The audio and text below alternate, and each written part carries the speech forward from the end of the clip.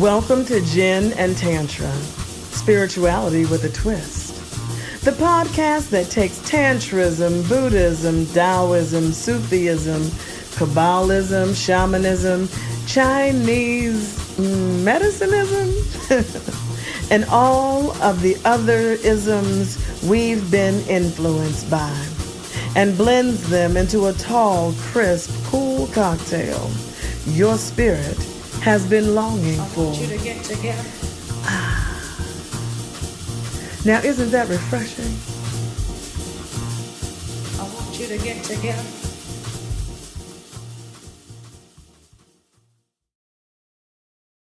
Hey, GNTers, we're back for our second episode on the question of psychedelics and spirituality.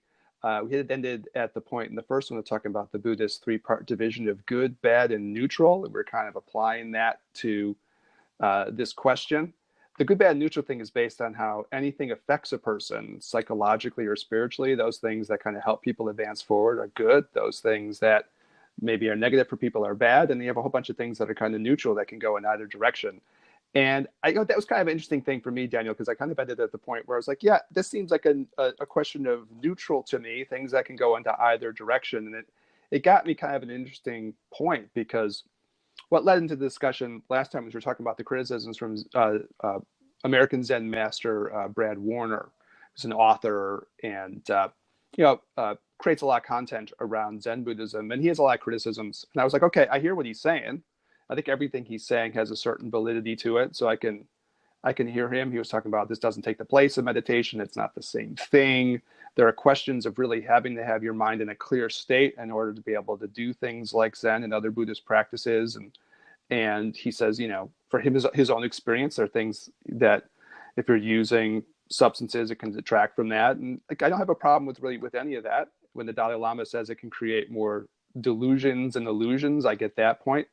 I also get kind of like Lama Yeshe's point too, which was really interestingly phrased. He said something like, it's not a clear and perfect path or something, but he did seem to be a little bit acknowledging in kind of a diplomatic answer that, there's some value that can be found in this. So I got really curious, and I wrote to a friend of mine, and I was just, another spiritual person, great lady, and I was just asking her, what's your experience with this? And she said, that she had these experiences that really kind of matched everything we've been talking about. And I found that really interesting. I asked her the question just as a kind of an open question. And she said, basically, there were positive experiences, and what they really gave her was sort of an alternate vision of what reality could be, especially a place where emotions like fear, doubt are removed, and positive heart emotions like love and connections are amplified. I'm kind of reading verbatim here. Mm-hmm. And she thinks that's a very powerful piece, the realization that the reality one may feel stuck in has the ability to completely change, and there's nothing maybe stronger in the world than that actual experience, and there's a genuine value in it. And I felt, we kind of were talking last week, and I kind of shared my own LSD experience. I was like, bang, that seems like the exact same experience that I had. On the other hand, she said that she did know people who got carried away in things like MDMA, maybe ayahuasca, as these things have become more mainstream, where people aren't using them in the most skillful way, and it's caused them problems. And, in the end, she kind of said, she's had some bad trips, and I've had some bad experiences. Probably all of us have had things that were tougher rides. And in the end, she sort of felt like, okay, there's been a growth with this. Maybe in some ways I don't need them as much as she's moved to more meditative things. And I thought, well, that's pretty much on point with what my experience has been with this too. So on the other hand, though, of course, we want to talk in this episode especially about not just neutrality, but like, the real problem, which is also that these things that can have a lot of value, a lot of times are being vilified. So there's kind of a particular American problem around substances and sort of a lack of clear balance around them, I guess would be the word, and a lack of an understanding of the positives, which I know you feel passionate about too. Yeah. So, in sort of preparation for this, I had done some research about a term that I have read about in numerous different books and studies, and it's referred to as the default mode network, or the default network. And this has been a more sort of popular kind of idea over the last 10 or 12 years or so. And it was found during a functional MRI. And what it showed, what it is, the default mode network. So give context. What is it? And it's a number of different things. So first, it's kind of like the Grand Central Station. It's like in the middle of the brain, and it connects all different parts of the brain. And it's actually more active when we're not particularly engaged in a task.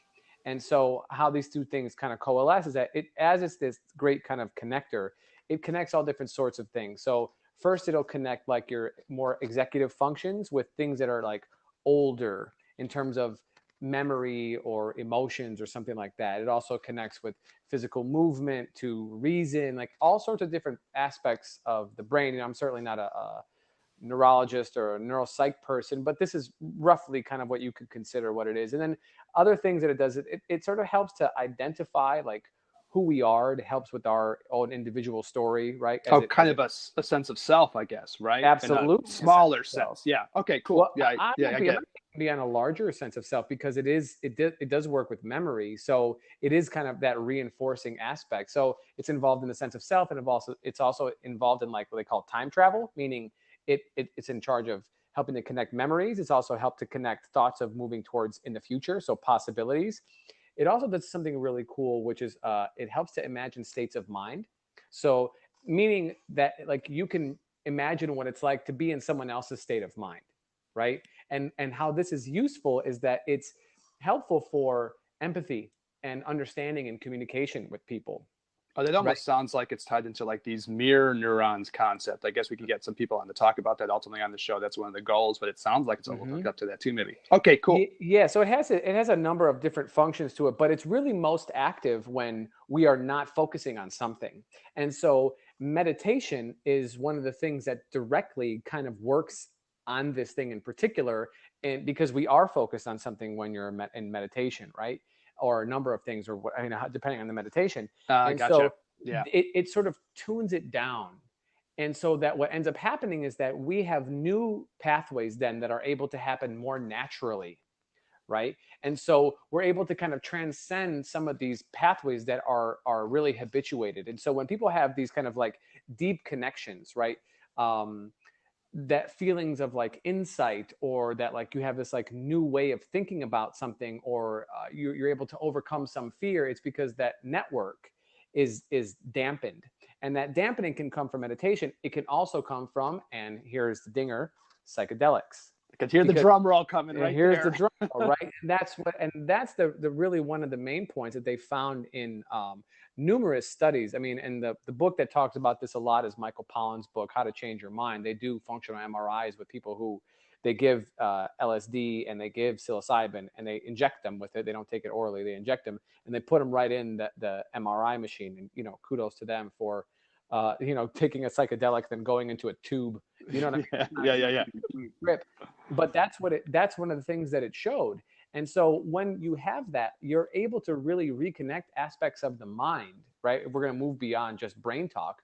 We're talking about aspects of the mind that wouldn't normally connect. So the ability to like hear color, right? And feel synesthesia kind of things. Yes, exactly. Yeah. And so people have these kind of like universal experiences of overcoming like habitual mind states and feeling a greater sense of connection. And so if we're able to do that, then we feel more at peace, more at one with other people around us, with the environment, with God, or whatever you want to call that kind of thing, because our mind is melding together in new ways, And so I think that like meditation and psychedelics are linked together, and really are for me, they go from like neutral to good. But I understand how they could be viewed as poor if someone is not like well developed in that sense, and they don't use the sort of momentum they get from using the psychedelic to continue their own path. If they don't have a path in the first place, it might be difficult, to just start something out of nowhere. Well, that's kind of the concept of, I think you said set and setting that you were talking about last episode, right? That you need to have those things. Yeah. Yeah. Mindset and physical type setting.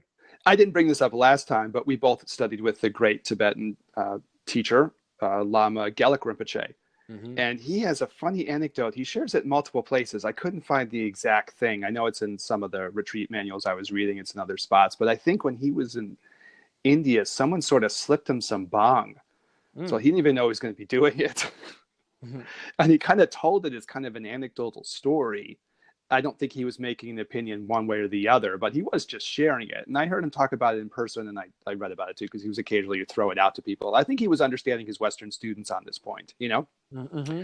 And what he said was there were, you know, in Tantric Buddhism, you have this notion of the Vajra body that we'll talk about in more detail, I guess, at some point or another as we roll along, because we've got so many things to talk about. Maybe just but it's kind of like, just a quick little. It's kind of like, it's not even like acupuncture channels. My own sense of this is the acupuncture channels are a little bit more gross and connected, you know, to the physical body. You know, we're both acupuncturists, so we get a chance to think about this.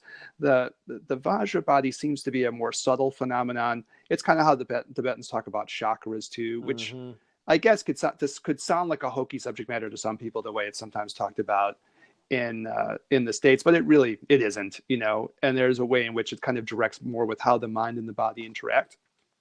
Well, I think Eric, people talk about that like, you know, it's an aspect of like what you can consider the nervous system, right? People don't. I agree with that. Right? You don't see like wires running around your body, but we know that there are nerves there, and if you touch one at some point, you know, with a needle or whatever, it's you feel it, you know.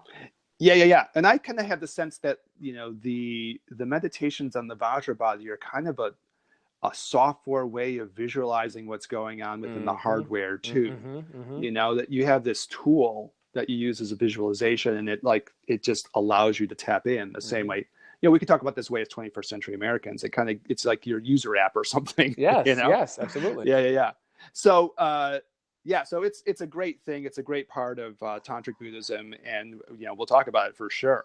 But so he was slipped this bong. I don't think he knew he was going to go on that ride, and all of a sudden he's on this ride, and he said, you know, he had this experience of just seeing little aspects of the Vajra body, you know, and he talked about the way, you know, the central channel of the Vajra body looked to him when he was, you know, doing this bong journey, and you know, I don't think he was even saying it's good or bad. But, you know, that's how he experienced it.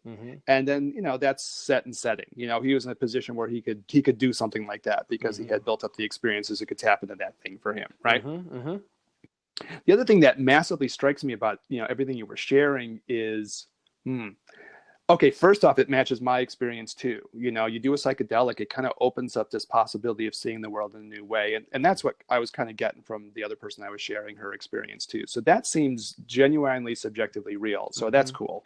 Right. And the other part is the more tantric, cynical, potentially more darker part, which is that there's so much vilification of this in the United States. Yeah. And one begins to wonder, are there factors, aspects of the United States, of the U.S. culture that doesn't want you to have this experience? Because there's definitely kind of a hostility towards altered states of consciousness that it's kind of hard to totally get, right? Certain kinds of altered states of consciousness are definitely like forbidden, and a cynical person would say, why are these so forbidden? Yeah. Right? And it is certain states, right? They allow particular states. So caffeine, which is absolutely a neurotoxin and is a mild psychedelic in its own right, is totally allowed and even like part of the culture. People talk about it, right? Don't talk to me, I can't have my coffee. So let's say more specifically, you're not the same person without that substance. That's what you mean by that. Okay, cool, that's fine, right? That's an interesting way of framing that too. You know, that whole thing that like, don't talk to me till I have my morning coffee because I'm not in the space where I can even. And that means it's doing something to you, right? Right. And then the same thing can be said, right? They allow alcohol, and it's, you know, caricatured and absolutely accepted as part of the culture, right? There's so many different, the name of the show is Gin and Tantra, right? I mean, so alcohol is a huge part of the culture. Nicotine, right? Tobacco, totally part of the culture. Not a problem at all. We take it and it is what it is. People get stressed. They go outside, they smoke or whatever, you know, whatever it is. It becomes a habit. They become addicted to it. No one ever talks about it. I mean, it gets talked about, but it's not really frowned upon from a social perspective. It's frowned upon because it's a health perspective, right?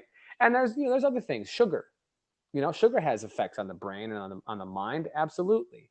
You know, there's just a number of different things. And then of course, I'm not even going into the pharmaceuticals. Well, you could go into the the food industry and how sugar is something that they research the shit out of to try to figure out how you induce these states, right, which are themselves addictive, right?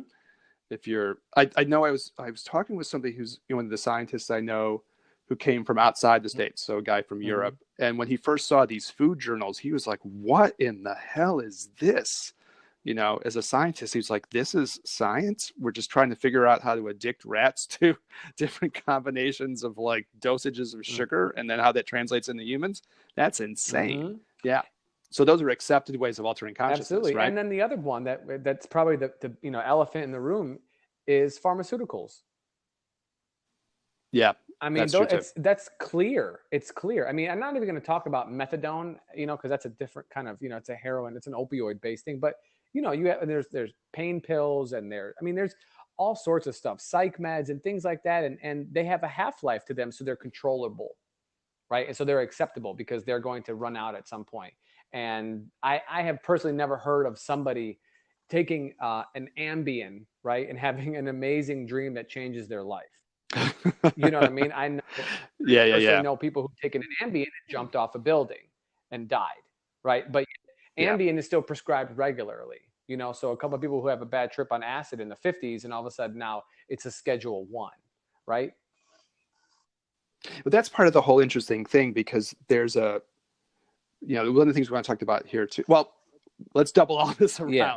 We did the Gin and Tantra name because we were trying to get to the idea of spirituality with a twist, right? The idea that we're going to talk about things not just in the most, I don't know, new agey repetitive ways. You know, those things are being done by other people. So, you know, so it wasn't even, you know, you and I aren't drinkers. No. And we said that multiple times on the podcast, that the goal, if you're thinking you're going to hear some dudes like getting drunk and talking whatever, that's not what the podcast is. We're getting drunk on life, bro. Yeah, we're getting drunk on the tantric vibes of the universe. Yeah. Yeah, and then, you know, again, the pharmaceutical thing is kind of fascinating. If you're not hooked up into Gen Z like I am, because I have a 17-year-old daughter, there's this phrase called being off bars, which basically you're just going to dose yourself wigged out on Xanax. And what's that going to do to you? You know, so it's sort of these questions of, you know, in our own clinical lives, we can see people who've been negatively affected by these things. You know, I've seen people who have to get off of anti-anxiety meds, and it's not easy, you know. And then a lot of these things, of course, are problems of abuse, right? But they're, you know, otherwise culturally accepted drugs, and there are drugs that are not culturally accepted. And, you know, again, the tantric cynical point of view might go, the ones that could alter consciousness in a way that challenge that network that you were talking about to make people more questioning, those are the ones that are going to be more problematic, where caffeine, and, you know, when you're talking about, we'll probably do, you know, we have the ginseng and tantra one too, where we talk about issues in Chinese medicine. And I think doing one on the negative effects of coffee is a great one to do. So let's put that on the docket of things to do, you know, as far as that list of things that we need to kind of keep going forward with. But, you know, the whole thing of like, you know, again, the drugs, like, you know, there's a whole war against them, right? And it's weird as a cultural thing, because there's definitely an argument that this goes like way, way back. So, you know, for this episode, we were going to do a little history dive, and, you know, there's a deep kind of conservative, almost Catholic Christian aversion to psychedelics. Puritanical, you know, is the word, my friend. Yeah, that's the word I was searching for. That's right, puritanical thing. Absolutely. You know, so if you look at something like a psilocybin, the flesh of the gods, that was really, I mean, that's what apparently, you know, in the native terminology, right? That's what it means. And so, you know, that's a thing that's in the consciousness expanding drug, and you know, that was come down like really hard on, right? Yeah. Or Amanita muscaria, the mushrooms, you know, that were kind of part of, if I understand the history correctly, and I'm just sharing, everyone can look for themselves, but the whole idea of, you know, them being part of the witch hunts, and people were like, we're gonna crack down, especially on you know, female shamans and practitioners in Europe who were using these psychedelics. You know, we're going to close the door on those things, and we're just not going to let those things be used. And for people who don't know what those Amanita muscaria mushrooms are the mushrooms that look like the ones from Mario. They're red capped with white dots on them, and they are pictured all over in all cultures, in pictures everywhere. You know what I mean? They're oftentimes in people's yards. They're in old school imagery. They're just kind of everywhere. These red cap mushrooms with a white stem, and white dots all over them. So they're definitely in the lore, you know? Yeah, I was looking at a little bit of research on it because I have, less familiarity with that one, but I wanted to talk about it a little bit because it's another one where I know that was cracked down on historically. And there's a couple of weird twists to it. One is that administration had to be through the mucosa, so it wasn't something you do orally, as I understand it, And if you get to the tantra of it in a weird way, which connects back to almost like witch hunty things, one of the ways that people would do it is you would kind of put it into things where you'd have to like have it be soaked up into the vaginal mucosa.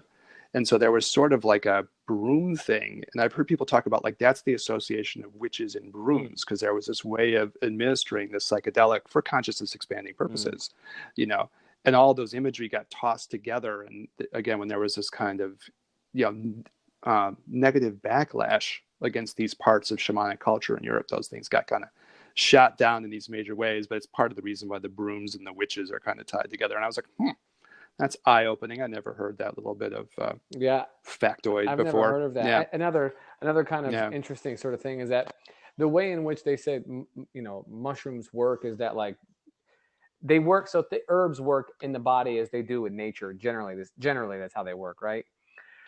That like the mushroom, because it sort of comes from the ground, that it works in your body in the same way. It sort of starts in the digestive tract, starts in the base of the body, and then works its way up. And then once it gets up to the brain, once it works its way right past the blood-brain barrier, that's when it opens up, and that's when the visuals start happening and all those other types of things. So it does what it does in your body, which is why, likely why it was probably tried in the first place. But, that's bro science, not necessarily not thoroughly researched, Yeah, it sounds reasonable. Yeah, whatever. Enough, we're going with it. Yeah, we're going with it. Yeah, you have a little imagery in there anyways, right? These things are imagery questions, right? For sure. Yeah. I've heard also the idea of like, what was the soma?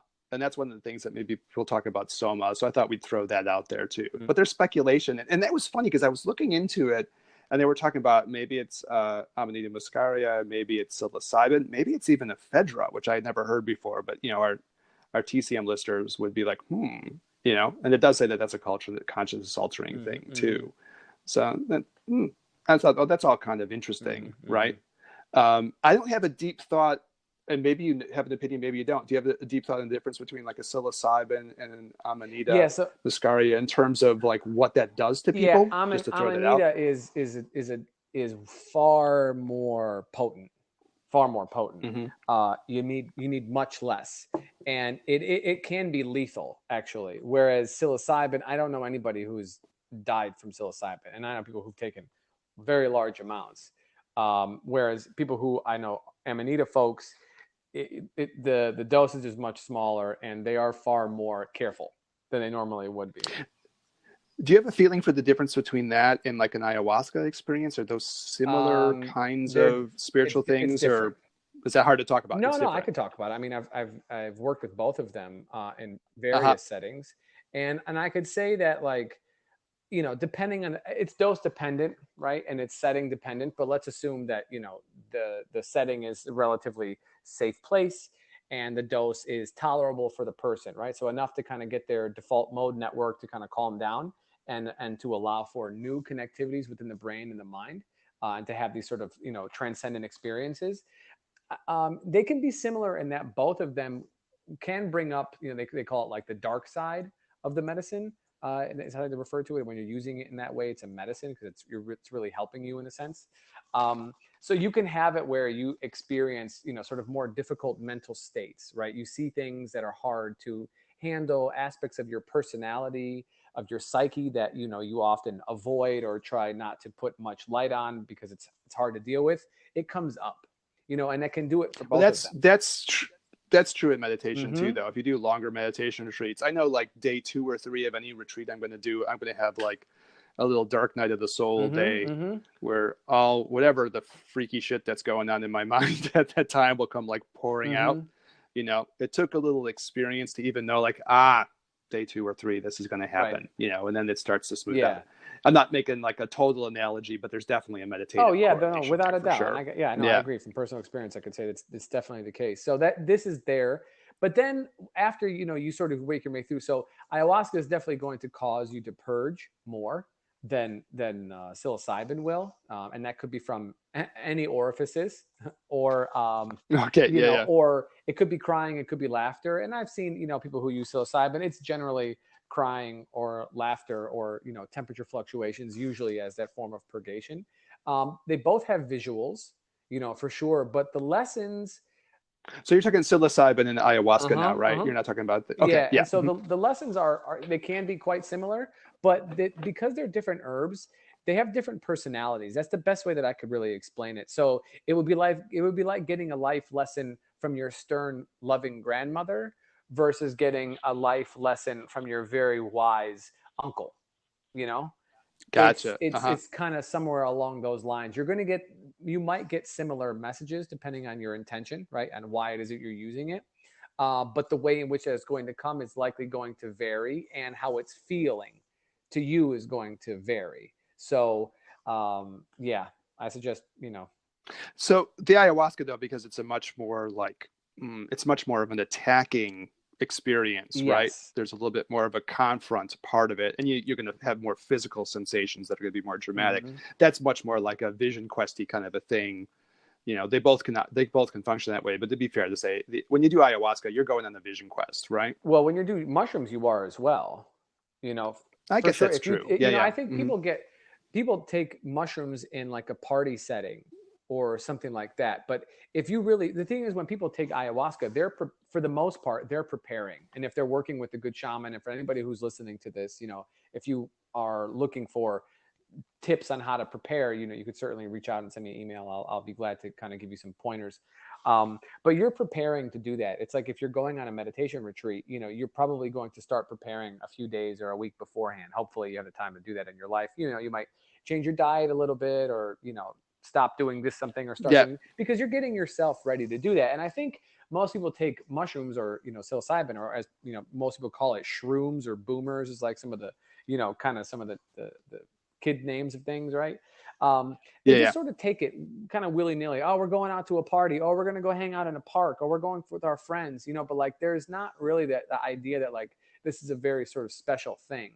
Whereas like if you go to Peru, or you go sit with the shaman somewhere in a state that's legal, that has a church, maybe in Florida or wherever, Arizona, something like that, you're going to work with this quote unquote medicine, right? And so your mindset is completely different. And I don't believe that like you can just simply remove that mindset from the application of the medicine, either one.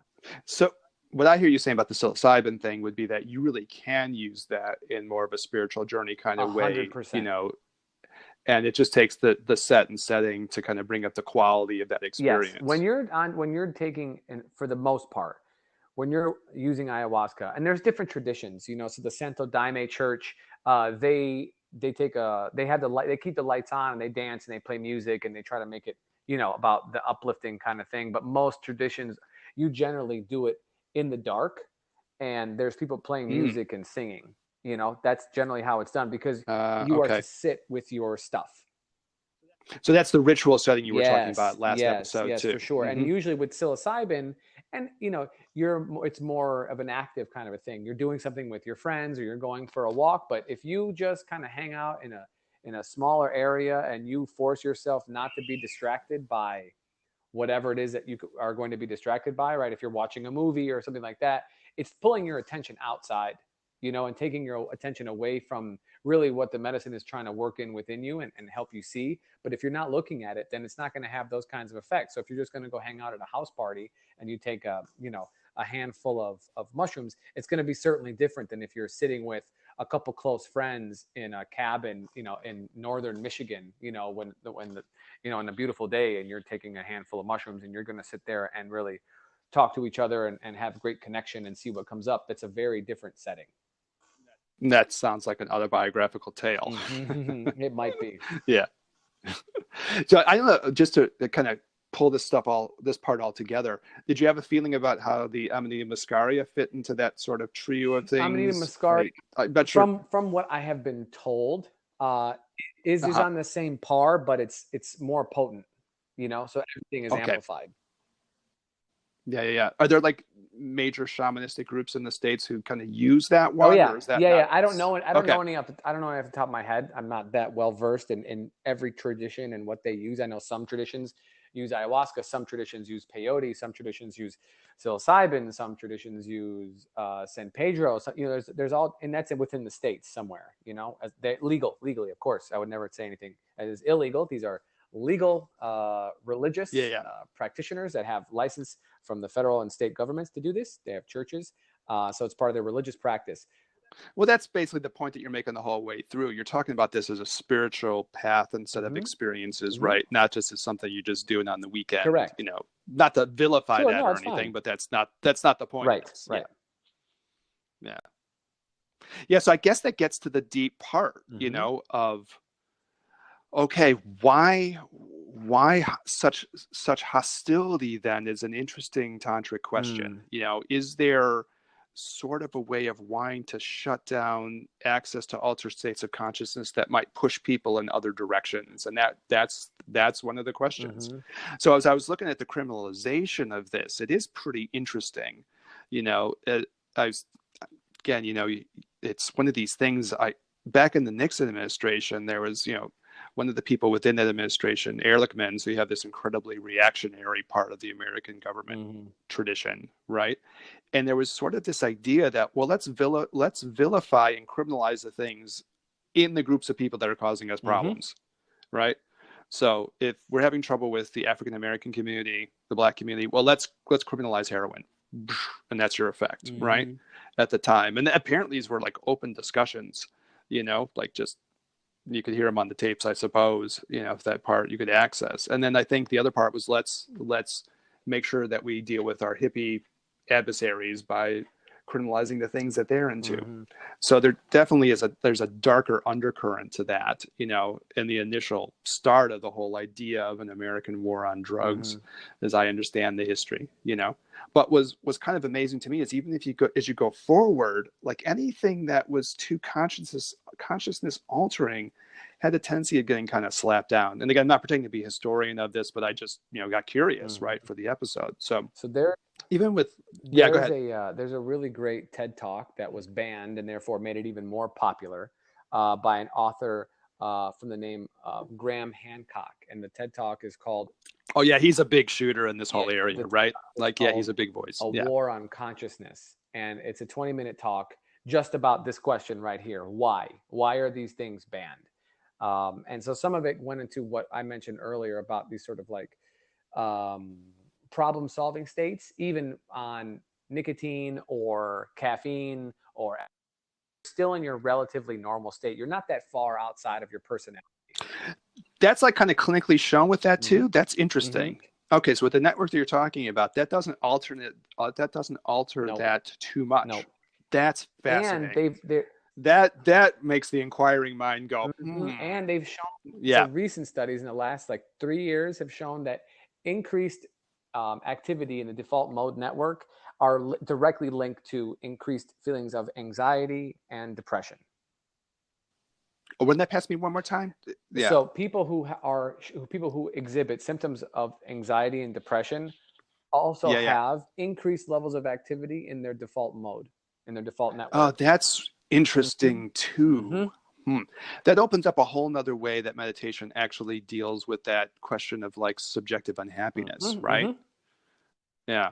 And if that's okay, so I'm going down this well because this is the tantric part of me that is tapped by this. But like, again, the suspicious person would say probably that default mode is very highly conditionable by a particular social and cultural setting. Yeah. So it knocks people into this cultural state, right, that isn't affected by the drugs of the culture, and also potentially associated with a bunch of like negative emotional states. That's pretty fascinating, actually. Yeah, there's an article I read, and I can't remember if it was I read a few articles, and one was by Sam Harris, and one might have been by somebody else, but they said the default mode network and how meditation is the antidote for it. You know, and that was basically this point is like when people are in meditative states, because they are focused, the default network, the activity of the default mode network decreases, and thereby increasing other areas of the brain that are normally not connected. They are allowed to connect in different ways. And I think that strikes me at, someone who's been doing meditation for, decades now, that strikes me as subjectively very true. Mm-hmm. And the other part where it gets you questioning the standard thoughts, of the society that you happen to be in, that's a true thing too. Mm-hmm. It gives more doubt, so those things that deserve to be questioned, you start questioning them in a different way. Right. And that would be part of the reason why you wouldn't want people doing this stuff if one wanted to go down the darker well. Yeah. So the MDMA thing also came up as a thing. I don't know if you have a deep feeling about this, but I found the backstory kind of interesting. So apparently, and I didn't know this even, and again, I have like a little psych background hovering in my background, but it was apparently used clinically a lot as what they were calling like an empathogen. So there were clinical psychologists that were interested in using it in sort of couples therapy to get people to sort of have some of the hostility that might have gotten built up between them kind of relax a little bit. And it was being used for individual treatment of things like anxiety and depression. And again, this is back in the day, we're talking probably back in the 80s. There was when it was being used recreationally in ways that potentially could have been dangerous. So there's your other side. There was sort of a DEA thing to criminalize it, right? And make it a Schedule III. And there were psychologists who went back and tried to challenge this ruling. And I think there were lower courts that basically said, yeah, this is probably not a dangerous substance in the way that the DEA is talking about. And that's an interesting story because, and again, a little bit more research, I would love to do it. We did what we could for this, but the DEA apparently just stepped in and overruled the courts and still made it Schedule III. So apparently there are psychologists who are still trying to get that back as a medicinal substance, right, to be used in therapy. Well, there's a move, there's ketamine clinics all over this country now, and psilocybin is coming to be used in a clinical setting. So it wouldn't surprise me. And there's actually, there's a school offering a master's program out in California on the use of psilocybin and ketamine as like a guide, for people. No, that's interesting kind of practical information for people who this might really be speaking to them, right? Yeah. Yeah, the psilocybin thing is really interesting. And I, again, wasn't familiar with this either. But, there's a whole kind of like cachet of research that really demonstrates how, positive those experiences can be, right? Which is what you're talking about earlier in the ritual setting, but even in the clinical setting, right? It creates these changes in the personality. It makes people more, opens up creative, open aspects of the person. And, the vast majority statistically of people talk about it as a positive, experience, and maybe even one of their most positive experiences. Yeah. And then in the addiction therapy part, like treating nicotine addiction, again, I got interested. So, you have studies that can show up to 80% effective rates. And we treat nicotine addiction via acupuncture too, and probably hit a similar kind of a number, in my experience with it. But, that's, of course, fantastic. And the most striking one, and this actually reminded me a little bit of our interview with Sumit as well, our friend of the show that we did the interview with, because he was talking about working with patients who are, dealing with life-threatening diseases. And there's a kind of an amazing little branch of research. I think it's associated with a psychologist named Stephen Ross, where people seem to overcome fear of death in an amazing way through the psilocybin experience, which again, I think goes into the meditative experience too. It's one of those things that meditation is, trying to help you deal with. So yeah, pretty amazing. Yeah, no doubt. I mean, if done, with the right, I can't say right, because I'm not trying to tell people what their intentions are, but if done in a way that is conducive for somebody to have these kinds of experiences, then these are life altering kind of experiences, things that definitely transcend rational thinking and things like that really leave a huge imprint. And there's so many different studies. And like I mentioned that book earlier by Michael Pollan, How to Change Your Mind, he's got tons and tons of anecdotal stories from his research that he used with psilocybin and LSD in the writing of his book, and then obviously other research that has been published that he included in the book that talk about all sorts of anecdotal experiences from different people that he has met and encountered that are just really sort of mind blowing. And one of the things that they've shown is that I think it's about 70% of people who they do the studies with have changed past 6 months. you know? Yeah, I saw that too. It sticks. It's not just a transient experience. Yeah, it doesn't just come. It's not like a crazy night and then you go back to like living your life the next day like it never happened. It leaves an imprint, you know, a scent, if you will. Yeah, that's, I was really struck by that. And I think, again, coming from the psych background, the psychologists that I kind of just looked at talking about this were kind of astonished. If you had something that, you know, low impact, not ongoing dosage, not the necessity of that could make impacts that could last 6 months or longer, why wouldn't you do that? Mm-hmm. Right? Mm-hmm. Yeah. Look, before we check it out, we're getting a little bit to our episode cut off. I thought I would throw it out to you just to talk a little bit about more like the microdosing thing, Sure. because that's the other part you hear talked about. And as I was looking at, you get a lot of people who give credit to those experiences, either with full-on psychedelic experiences or more the microdosing thing. I guess Steve Jobs is a famous person for this, but I didn't realize this, but Francis Crick, who was the person mostly responsible for kind of doing the double helix work, credits a lot of his work to his sort of psychedelic experiences as well. Oh, yeah. And some of this would be more in a microdose setting. So I thought maybe you talk about it a little bit just to give some feedback on and some thoughts on what that's about. Yeah, so Francis Crick's story is interesting, right? Because they were trying to get the model for the DNA, and I don't know if he microdosed. I think he macrodosed. Is the story. I wasn't sure about that. Yeah. That's what I mean. But everyone's going to tell the story. They're going to try to make it. Oh, he had this crazy trip. But I mean, whether he microdosed or he macrodosed, if it wasn't for LSD, he would not have come up with that model, right? And it was during one of the experiences he was having when he saw it, and he asked to be taken down to that level so he could see it. And he according to the story, that's how he figured it out. Oh, that's interesting. Yeah, so that's super interesting. Yeah, so I find microdosing to be really, really interesting. And so let's set the definition for people who don't know. Microdosing is taking a subclinical amount. And when I say clinical, I mean the amount that is going to cause you to have an experience, okay? And that's going to differ for everybody, but generally it's a really, really small amount. And it depends on the particular medium we're talking about. So whether it's LSD or psilocybin or whatever, or MDMA, whatever you're using, it's a small amount. Again, not enough to really create a change. However, when used regularly, it does help with a number of different things. So one of which is, and we keep talking about this, but it helps to quiet the default mode network. And how you can think about this working is that you can akin it to homeopathy, right? The idea that you use a small amount of something to create a gradual kind of change in the body. And tons and tons of people in Silicon Valley microdose now, right now, and have been for years, because they're on a very sort of interesting schedule, that they are always in this sort of creative state, that this is a way for them to kind of maintain the ability to think on different levels at once.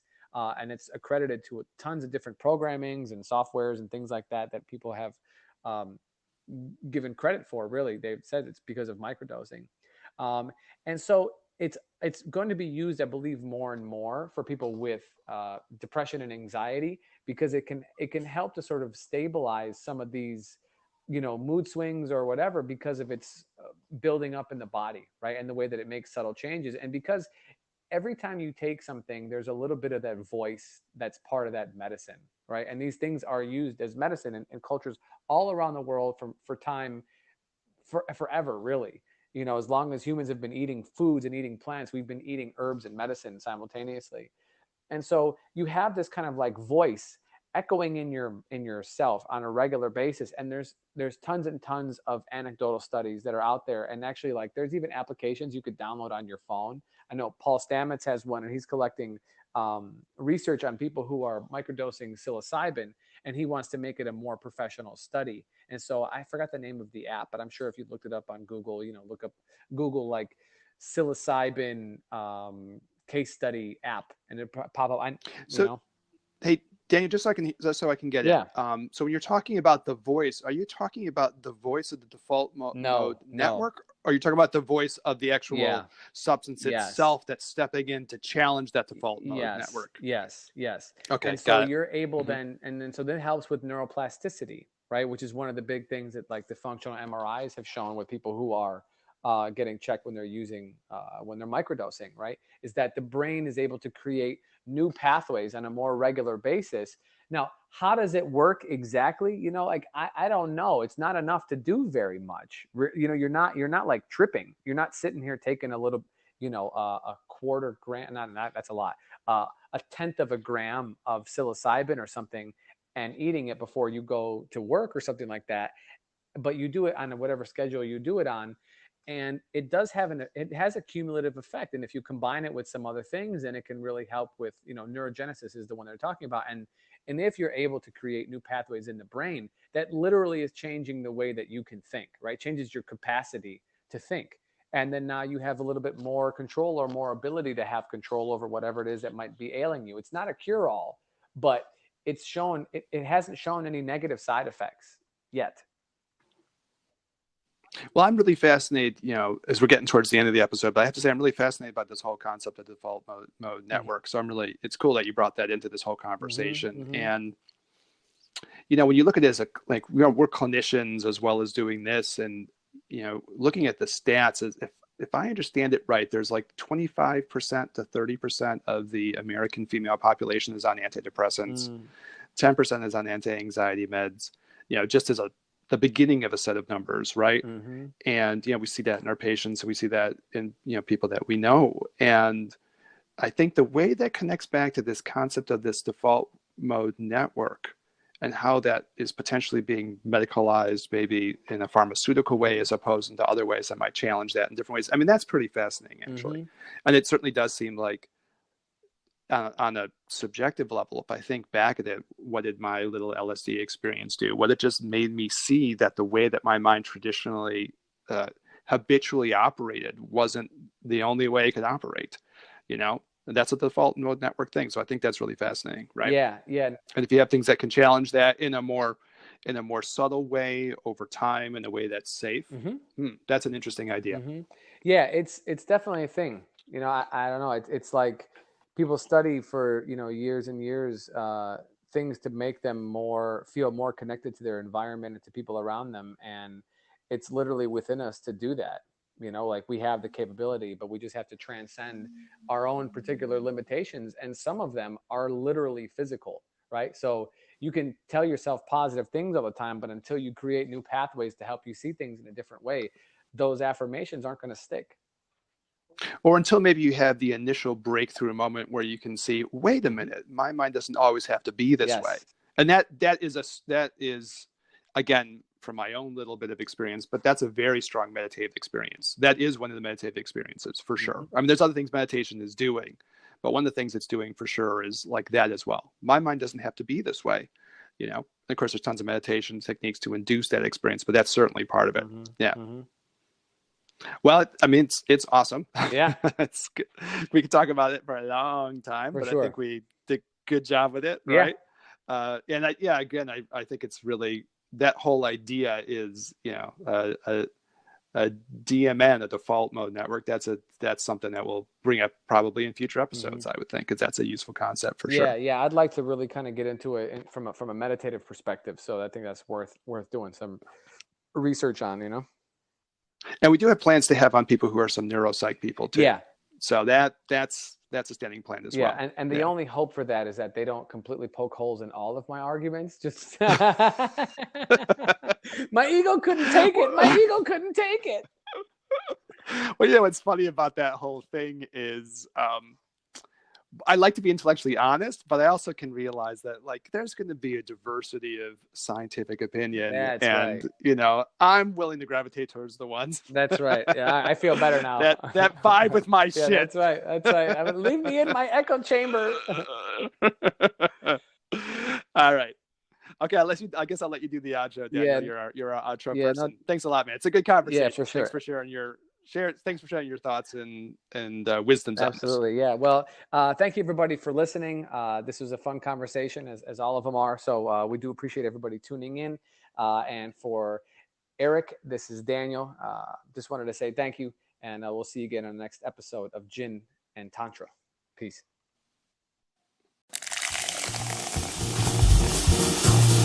I want you to get together. I want you to get put your hands together one time. I want you to get together.